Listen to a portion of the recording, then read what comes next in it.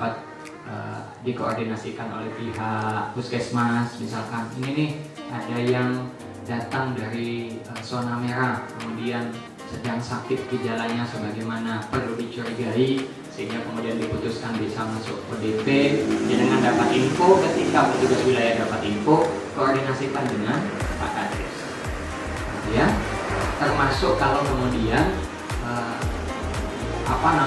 datangnya bottom up dari jenengan, tahu warganya, periksa ke Ponkesdes, ke Polindes, ke Pustu, kok gejalanya semacam ini. Ketika ditanya dari mana, saya kerja di Paiton masih zona merah, ya.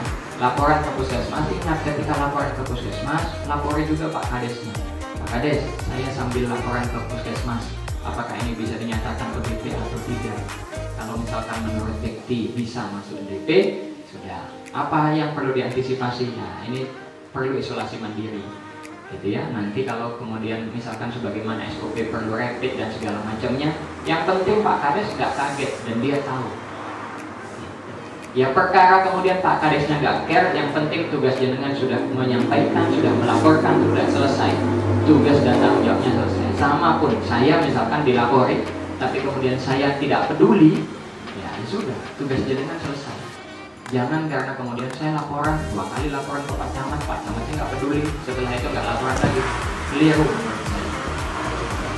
Ya, jadi sementara mungkin itu pembuka dari saya.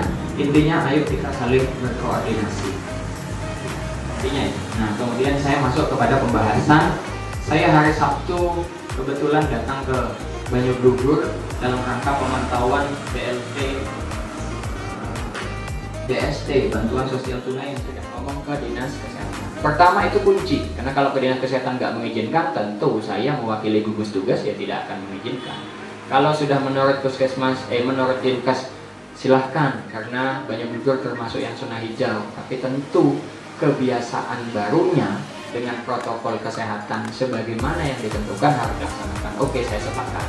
Ya, satu itu. Intinya saya sampaikan. Secara pribadi, selaku camat, saya menyetujui, saya mengizinkan. Nanti saya tinggal komunikasikan dengan unsur yang lain, Pak Dan Ramil, Pak Kapolsek. Pertama itu. Kemudian yang kedua, berkaitan dengan protokol kesehatannya. Ya, bagian dari kebiasaan baru yang harus disiapkan apa? Cuci tangan, Pak. Cuci tangan saya pikir tidak ada kendala, karena hampir setiap desa itu punya peralatan cuci tangan. Tinggal mungkin jenengan menyiapkan sabunnya, gitu ya. Sabun katanya juga memungkinkan kok, sabun batang misalkan, kalaupun tidak mampu beli sabun cair katanya. Tapi kalau misalkan mampu beli sabun cair, ya sudah siapkan sabun cair. Tapi untuk tempatnya, kalaupun kemudian yang ketempatan posyandu tidak memiliki alat cuci tangan, silahkan berkoordinasi pinjam ke desa. Syukur-syukur desa bisa menghibahkan. Sudah saya hibahkan untuk posyandu, tolong dijaga. Paling tidak untuk 1 tahun harus awet.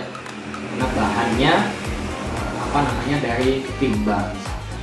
Ya kalau dirawat betul, jenengan mesti akan melihat ember timba kita yang ada di kamar mandi kita. Mungkin bertahun-tahun. Saya punya ember dibeli waktu anak saya lahir tahun 2010 sampai dengan sekarang masih ada, karena saya yang beli sendiri untuk basuh hari-harinya. Jadi saya ingat betul sampai dengan sekarang anak saya sudah kelas 3 SD itu masih awet. Jadi insya Allah awet kalau dirawat. Kalau kemudian setelah dipakai nggak dimasukkan, kena panas, kena hujan, selesai rapuh, setahun nggak sampai setahun hancur ember. Kan tinggal begitu saja. Untuk cuci tangan saya pikir nggak ada masalah. Nah, yang APD level 1 ini yang kemudian mungkin jadi masalah. Masker, jangan cengeng bilang kemudian nggak punya masker, Pak. Nggak ada ceritanya. Masker murah-murah di jalan itu yang dulu mungkin harganya 15, sekarang harganya cuma 5.000, 3.000. Masker scuba, tinggal nambahi tisu, tambah kayu putih misalkan. Kalau jenengan meyakini terapi kayu putih sudah selesai. Jadi jangan kemudian cengeng minta bantuan masker. Tapi kalaupun desa punya, masih ada persediaan, termasuk saya, ya, saya berikan ya untuk masker. Nah, kemudian Pak perlu handscoon misalkan. Handscoon saya pikir banyak lah di puskesmas.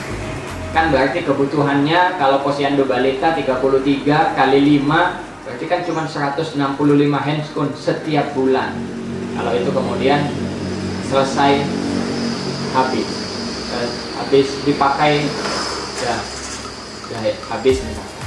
Saya pikir ada lah kalau handscoon. Nah, kemudian yang mungkin jadi kendala adalah face shield. Itu oke. Saya minta ke Pak Kapus kemarin dicatat dulu face shieldnya. Face shield kalau sederhana saya beli di Telase untuk teman-teman pelayanan 10.000, tetapi ya dipakai 2 kali mungkin males gitu. Pakai sekali aja mungkin sudah ngebekas. Ya, yang agak bagus misalkan model kacamata, mungkin teman-teman sekalian yang sejawat ditawari teman-temannya harganya 30, 35, bahkan saya tadi dapat bocoran mungkin bukan model kacamata ya, tapi dari bahan plastik ya, ada harganya cuma di atas 10.000 ya kan? Kebutuhan itu. Kebutuhan apa lagi? Kebutuhannya katanya timbangan elektrik Pak, karena kalau timbangan apa namanya itu? Ya, timbangan itu kan apa namanya? Sarungnya itu dipakai bersama, tempatnya dipakai bersama, dan itu bukan bagian dari protokol kesehatan atau menyalahi protokol kesehatan, karena kemudian ininya dipakai bersama. Kalau apa namanya? Kalau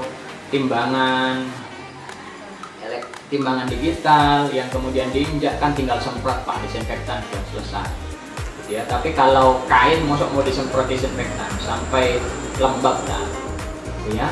Oke, berarti kebutuhannya masing-masing posyandu, kalau ada 33 posyandu balita, saya belum ngomong posyandu lansia, jadi kan butuhnya 33 timbangan digital ya.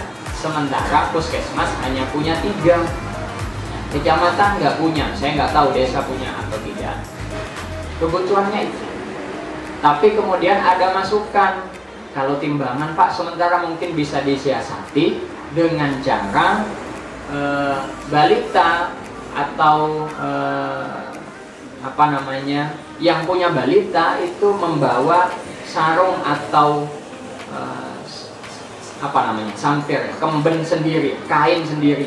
Jadi ketika ditimbang dia pakai sarungnya itu, sehingga tidak bercampur dengan sarung orang lain, gitu ya, tidak bercampur dengan ini lain.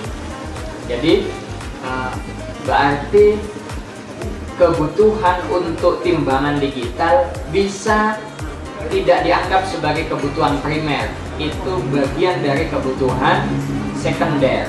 Ya, kalau ada dananya oke beli, kalau nggak ada ya sementara mungkin disiasati seperti tadi. Nah, berarti yang betul-betul menjadi kebutuhan primer ini face shield menurut saya, gitu ya.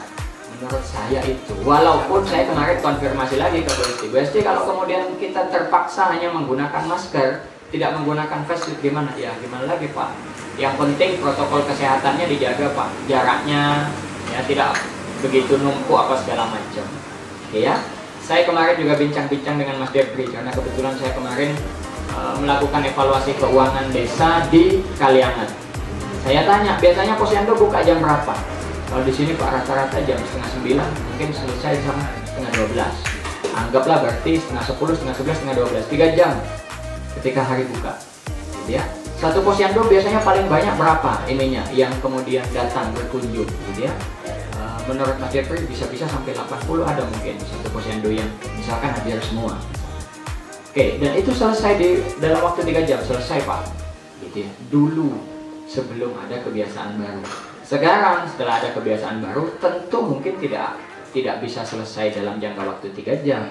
Lebih-lebih kalau kemudian kita mengikuti pengalaman ketika pemberian bantuan, biasanya akan dijadwal 7:30 sampai jam 8 20 orang, jam 8 sampai jam 8:30 20 orang, dijadwal seperti itu untuk menghindari kerumunan orang. Selesai pulang, nggak ngerumpi, nggak apa ya. Kalau dulu masih memungkinkan, mungkin bisa jadi ibu-ibu posyandu itu yang kreatif ya, setelah nimbang balitanya kita arisan kumpul misalkan. Nah itu dulu memungkinkan, sekarang sudah tidak memungkinkan.